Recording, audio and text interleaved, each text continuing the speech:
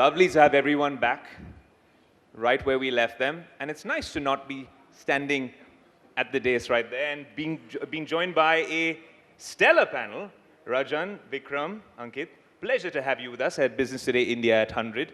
And I want to start off with you, Rajan. The last time we spoke was at the Tech Today Congress, our signature tech event, and all our viral moments came from exactly what you were saying. So I'm going to go last in, first out. You understand gaming and content better than most.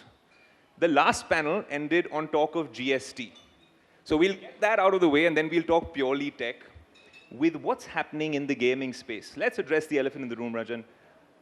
How do you think gaming companies, the massive ones sitting beside you as well, how will they be addressing, well, this monumental change, and what kind of tectonic shifts is it possible, is it making possible?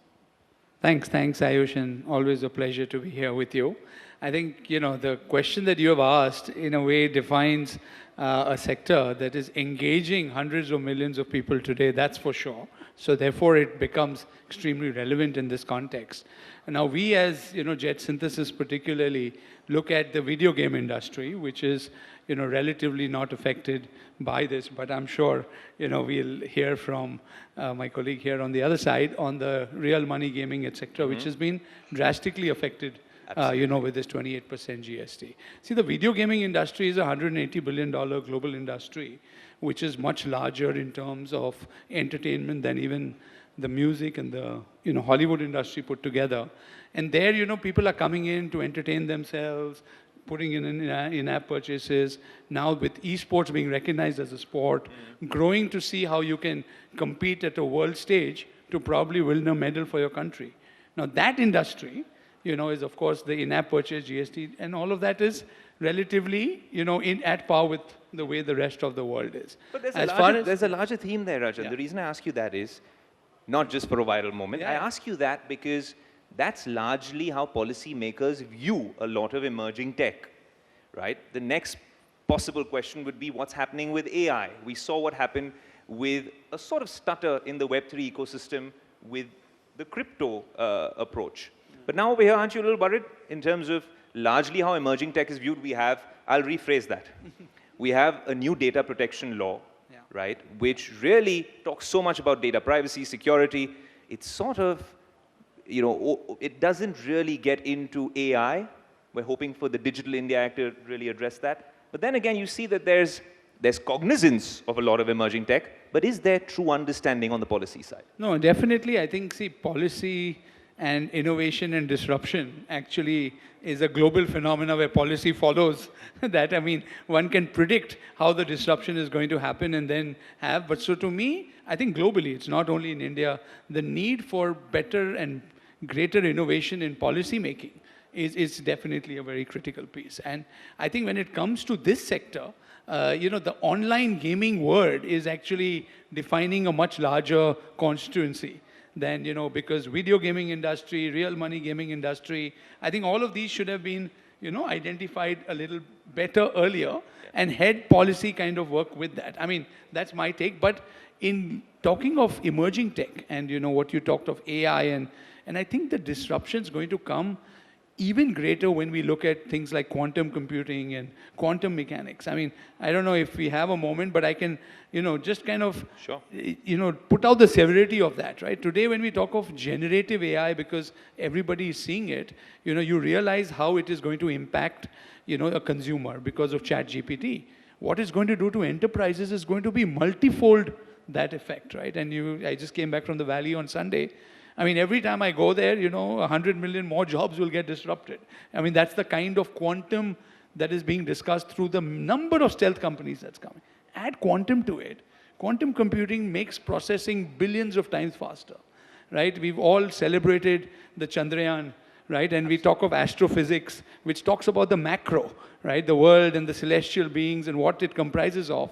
When you talk of quantum mechanics, we're talking of the micro, right? And that, the way atoms and neutrons and all of that works together is throwing a completely different shift to what can happen in the future. Because now we are coming as close to realization of creation than possible, and it changes the way intelligence will be viewed. Now, if you're taking that vision of the next 10 years and 15 years, how can policymakers really define a system or an architecture or a framework to deal with this like pretty much like a human being is? Yeah. Right? A law and order situation, what is right, what is wrong. So I think it's tough, but I think it can only change when you have occasions like this, where you have government, policymakers, industry, disruptors all sitting together to make change happen. Vikram, I'd love to get your thoughts on the biggest news in the gaming industry, which has come as a setback to several gaming companies. It's a massive challenge, but you're heading one of the top gaming companies in the region.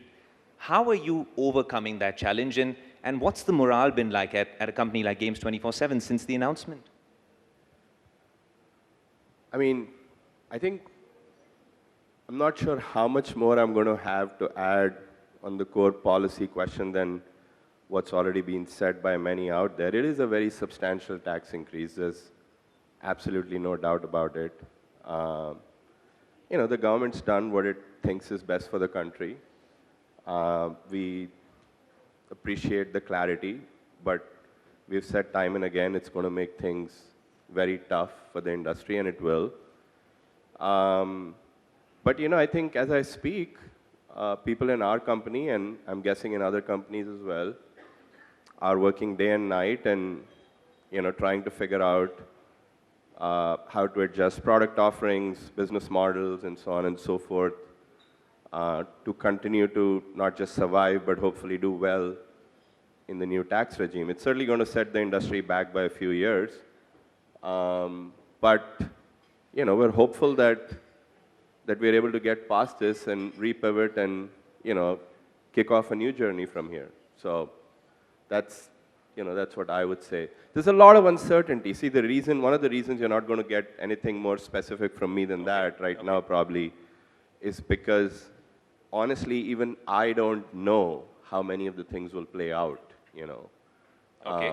It's just hard to say, because until now we paid taxes on revenues, and I'm going to get just a tiny little bit technical here. Now we're going to pay taxes on deposits, right? The ratio of deposits to revenues is a variable number that depends on how players play, right? So, and how players are receptive to this kind of a new tax regime. So some of it's just going to be discovery. At this point of time, it's hard to say anything except it is going to be a very substantial tax increase one way or another.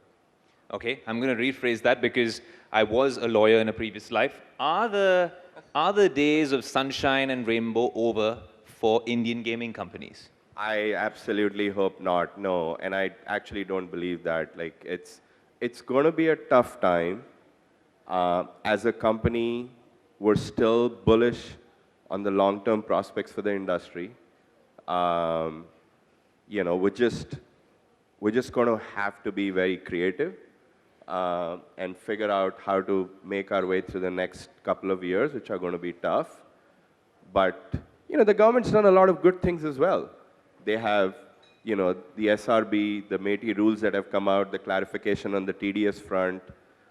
This is one area where the government felt differently about, how GST should be levied, and we hope to continue to have the conversation. But overall, with the government. But overall, I would say that the prospects for the industry are still good.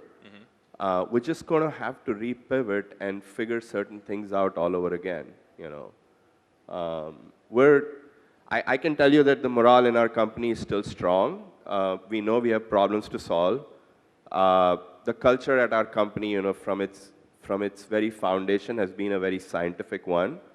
It's kind of the genesis of who we are as a business. Right. We call our operating culture the science of gaming.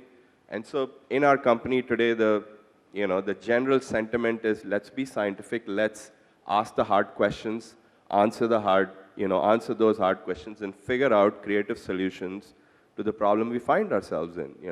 Fair enough. So from one candid founder who's doing cool things to another on the other end of the panel, Ankit, IdeaForge in the news for all the right reasons, and you do something really cool, and everything works out differently in your industry because, well, the funding is there, innovation hasn't stymied, and more importantly, well, You have a drone policy, which is largely in place for a few years now.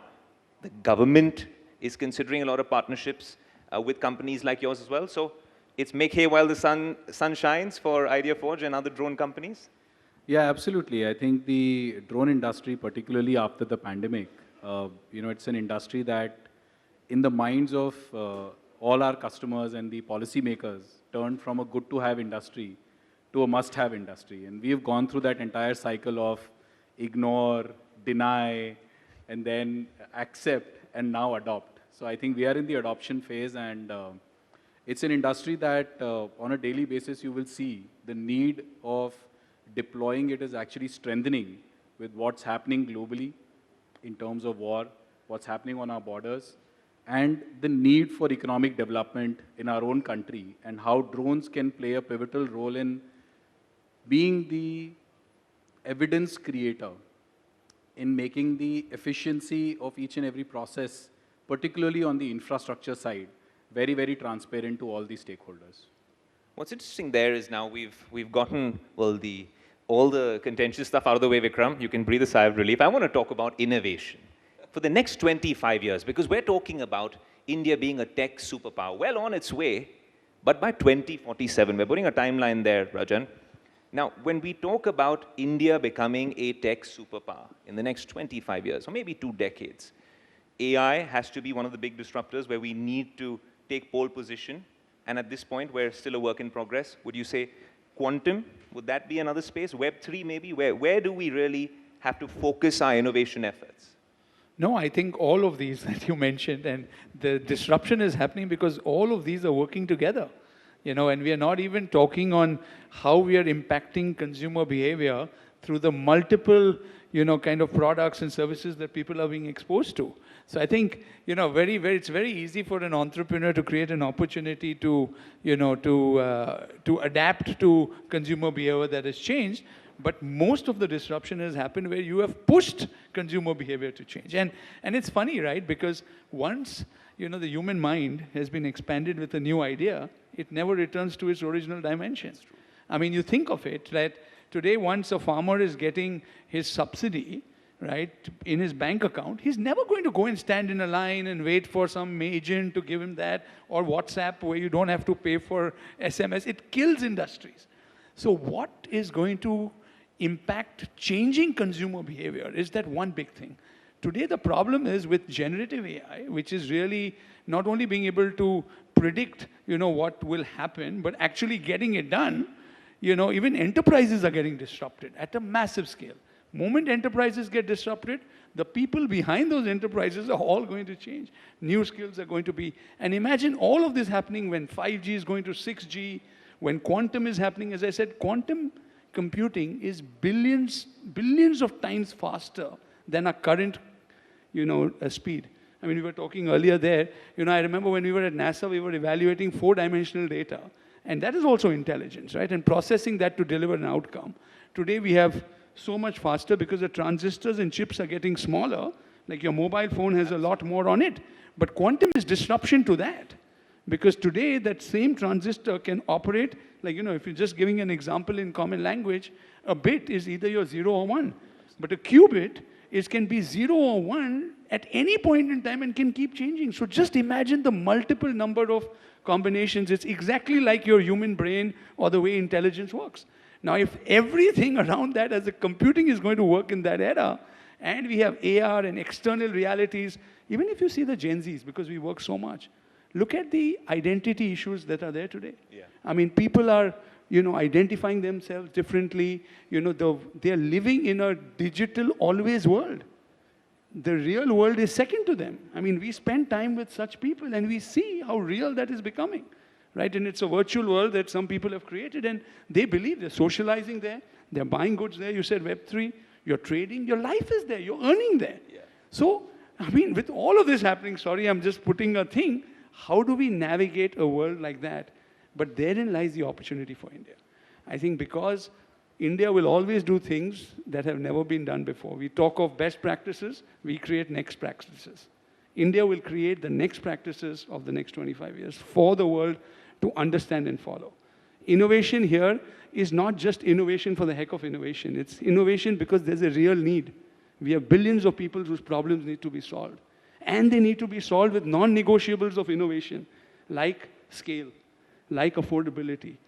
Any Indian company has to drive better performance at lower cost at all times, right, to succeed. That model, the world has to adopt. You look at the healthcare systems in the West, the world cannot afford it. So I think there is a lot that I can keep talking about these subjects, but that is India's power and India's strength going into the future. Bikram, do you agree that innovation, with some of the things that Rajan was alluding to, given the fact that we have a digital native population, the Gen Z he was speaking about, different consumption patterns, different mindsets, different approaches, and in the next 25 years, in a country like India, poised for growth, do you think that the definition of innovation for a lot of startups and tech companies will need to change? It's not a one-size-fits-all approach. I mean, when I think of the next 25 years, like, so when we look at things in our company, what we first try to do is,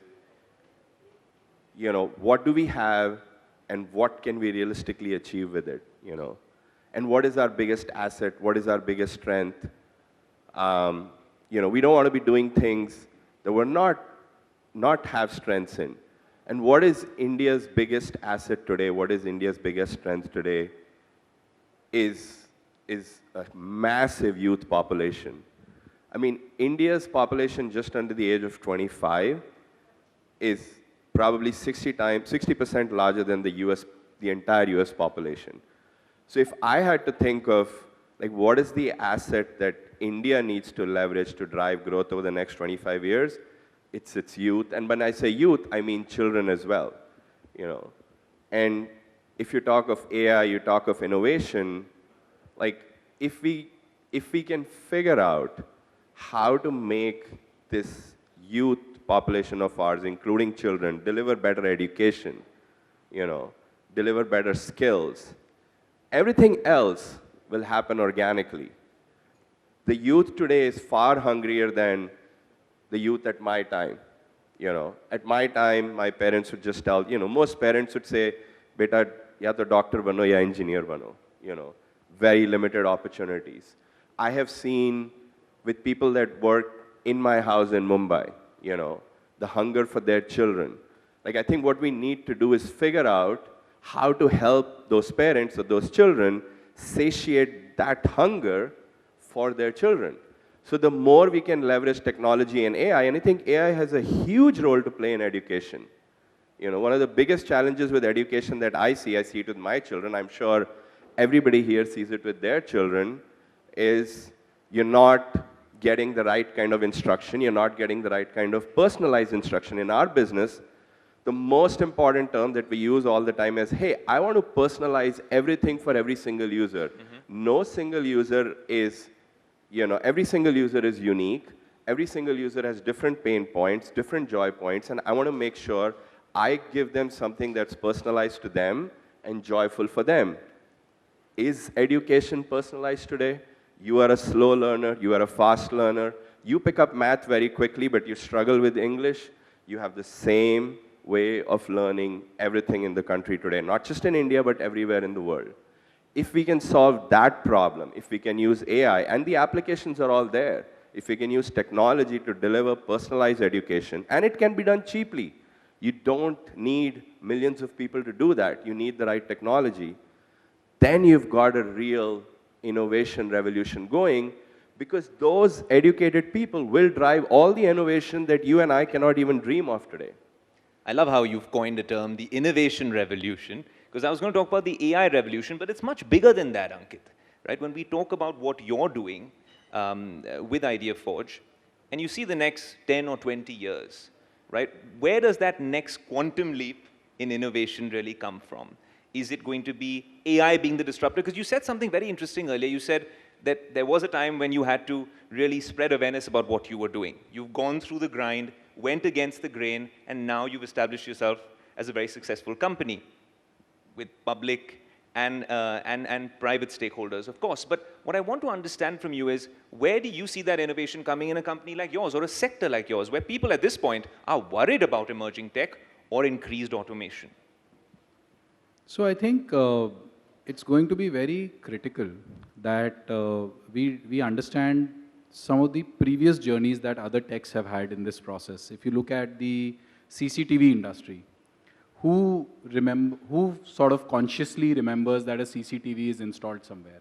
Like it's a part of the infrastructure now, and it's not thought of, and there is so much analytics happening on that infrastructure, there is so much development happening, there is so much effort going on in ensuring that whatever data is being collected, it is being processed and an outcome is being delivered on that data rather than that data being stored somewhere for some future reference that may or may not come, right?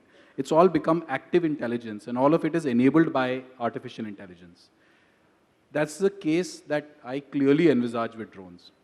Drones are going to become, in the next 10 years for sure, if not in the next 10, for the next 15 years for sure, a part of our public infra.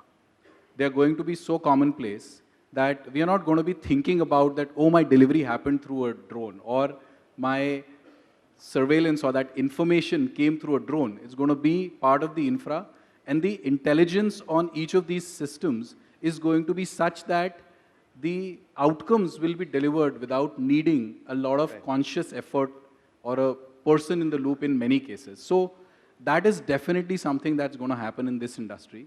It's going to become more and more automated. And as it becomes more and more automated, we will find that to create that intelligence, we will continue to need a lot of people to ensure that that intelligence is delivering with accuracy and it is not creating a scenario where wrong sort of outcomes are getting passed through the system. So there is going to be a lot of involvement of people as well, even though a lot of automation will come in tasks which are repeated, which can see a lot of conscious, opening there. The other thing that I believe is going to happen is this deep tech revolution that is happening in our country. Innovation and IP, intellectual property, is going to be a very, very clear direction that the country is going to go towards. I am extremely heartened when I look at a lot of startups that are looking at deep efforts in solving local problems. No longer are Indians and particularly entrepreneurs waiting for somebody else in some other country to solve the problems in our country. We are going ahead, identifying problems that are native to us, and we are solving them, and we are solving them at scale. I'm extremely excited about what's going to happen in our country in the next few years. We're going to take that theme because you mentioned drones being ubiquitous. We've spoken about AI taking over. I remember a cartoon nearly 40 years ago, which was playing out through the 90s, the Jetsons. And the Jetsons were supposed to exist in this current scenario right now. That's how they were envisioned. But just a little forward thinking from all of you all. One quick take on a tech-led future for every Indian. That's what we've called this particular session. What's that one technology which will be an absolute game changer in the next 25 years? Starting with you, Ankit. Drones, of course. I should have rephrased that, but in the interest of time, Vikram? No, I think AI is going to be, from what we understand today, I think AI is going to be deeply transformative in the changes it brings about, because it's going to, it's going to do many, many things much better and faster than we are capable of doing. That's just a fact now. We've seen it happen in our company again and again, where machines are doing so many things better and faster than we could. But that's also allowing our team to really stretch the boundaries of creativity, or let's put it more broadly, I think it's going to allow human beings to stretch the boundaries of creativity. And so what follows after that is anybody's guess. Rajan, you can't use the two that we already used before. Not at all. I think I'm quite clear it's quantum mechanics. But I think the one thing that will really probably change the world very differently is when you have a chip in your brain. And that's happening because really, if you talk about any progress, it's about human imagination. We use only 7% of our brain, maybe less. And today the world is working on how to expand that. Just think of what will happen to the world. And I truly believe that that will happen in some shape and form or the other. When we put the clip of this particular answer on X or Twitter, Elon Musk must be listening. Thank you, gentlemen, for an absolutely stellar session. A tech-enabled future for every Indian. Thank you so much.